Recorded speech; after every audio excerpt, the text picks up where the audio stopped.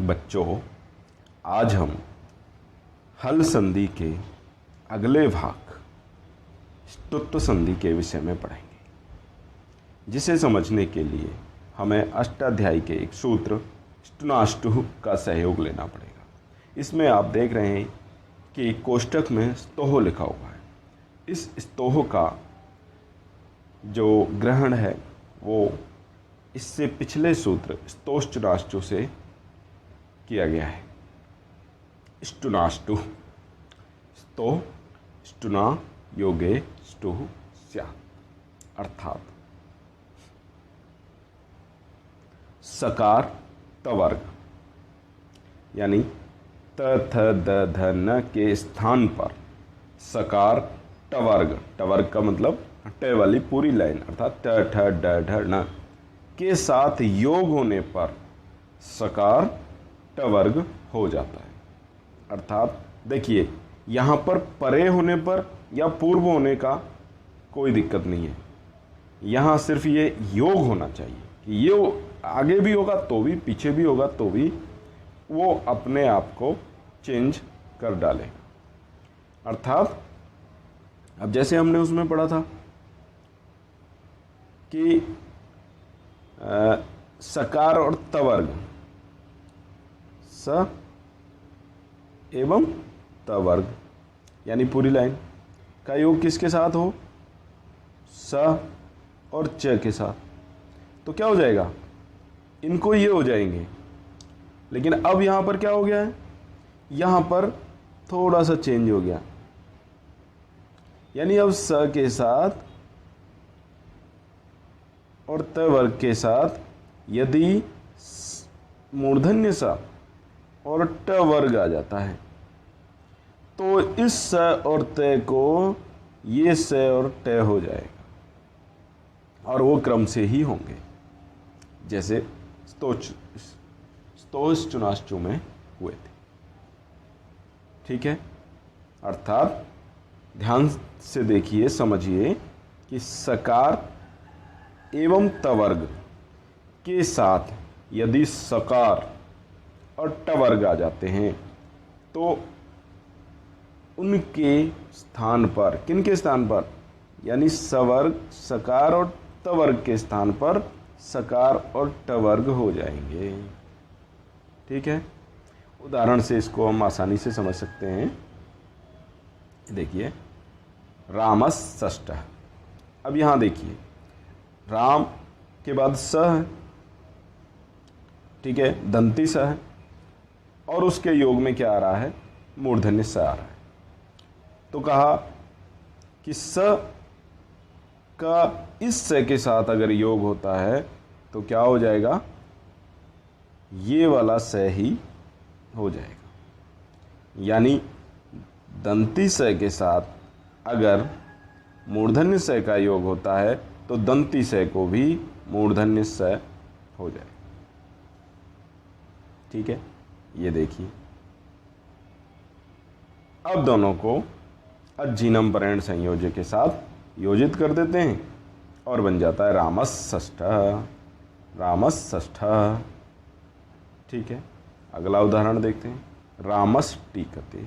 अब देखिए, स के साथ यहाँ पर ट का योग हो रहा है, मतलब उसके साथ कौन आ रहा है? ट आ रहा है, तो भी स के स्थान पर क्या होगा? स होगा। ठीक है, और स के स्थान पर स होने से क्या हो जाएगा? रामष्टीकते, और अज्जीनम परेण संयोज्य से योजित कर सकते हैं और बन जाता है रामष्टीकते। इसी तरह से पेस्ता, यहाँ पर अब देखिए, मैंने कहा था यहाँ पूर्व और पर का कोई चक्कर नहीं है, यानी ये स और त ये कहीं भी योग हो रहे हों, यानी पहले से भी योग हो सकते हैं, बाद में भी योग हो सकते हैं। जैसे पिछले में हमने देखा कि स पूर्व में था और अब किस में है? त जो है वो पर में है। ये देखिए, ठीक है, तो अब क्या होगा, त के स्थान पर ट हो जाएगा। जैसे हमने बताया था कि त वर्ग के स्थान पर क्या होगा, त वर्ग, उसके स्थान पर क्या होगा, ट वर्ग हो जाएगा। इसका मतलब होगा क्रम से त के स्थान पर ट, थ के स्थान पर ठ, यानी कि पहले के स्थान पर पहला, दूसरे के स्थान पर दूसरा, तीसरे के स्थान पर तीसरा। ठीक है, ये तो इस तरह से पेस्टा बन गया। ऐसे ही अगला उदाहरण देखते हैं, तद टीका। देखिए यहाँ पर तद धन टीका ये भी हो सकता है, तत् धन टीका ये भी होता है, क्योंकि द को त हो जाता है बाद में खरीचे के आधार पर।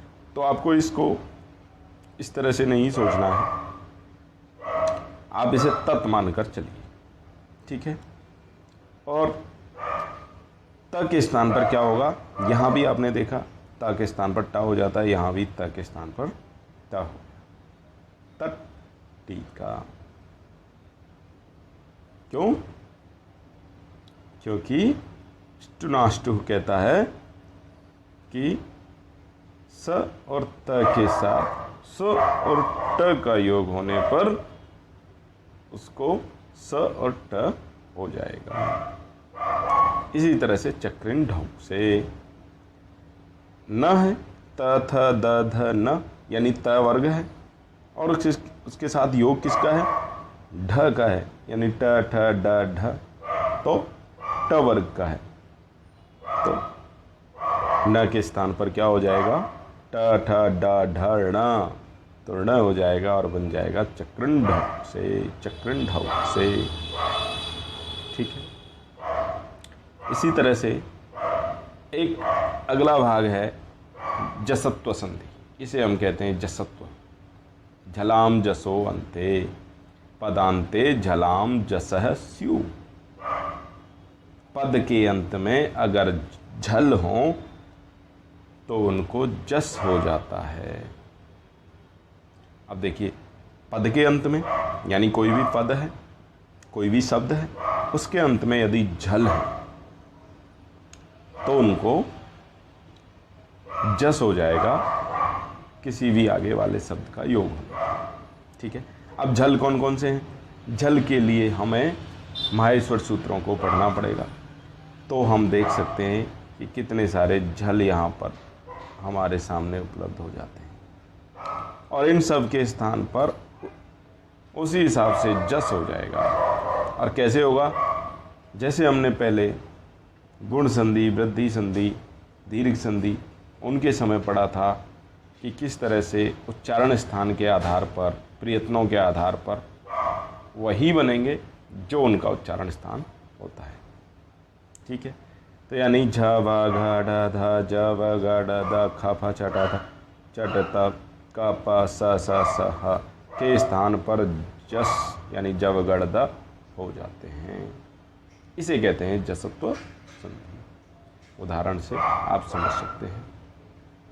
देखिए, वाक धन ईस है, क देखिए झल है, झल के अंतर्गत आता है क, कहाँ आ रहा है, देखिए ये रहा क। का शब्द के अंत में होना चाहिए, पद के अंत में होना चाहिए, अंत में है। वाक धन ईस है, कहा क्या हो जाएगा, क को जस हो जाएगा। अब जस कौन सा होगा, देखिए क का उच्चारण स्थान कंठ। अब हमें जस में भी देखना पड़ेगा कि किसका उच्चारण स्थान कंठ है। तो इसमें से हम देखेंगे तो ग का उच्चारण स्थान क्या है, कंठ है। तो क्या होगा यहाँ पर, इसका मतलब यहाँ पर क के स्थान पर जस यानी झल के स्थान पर जस होगा, तो क के स्थान पर क्या हो जाएगा, ग हो जाएगा।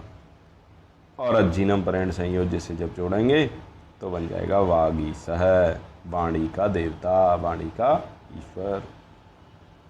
ऐसे ही सुप धन अंतः, प है, देखिए कहाँ है प, प है क्या इसमें, ये प झल है, झल के स्थान पर जस होगा, प का उच्चारण स्थान क्या है?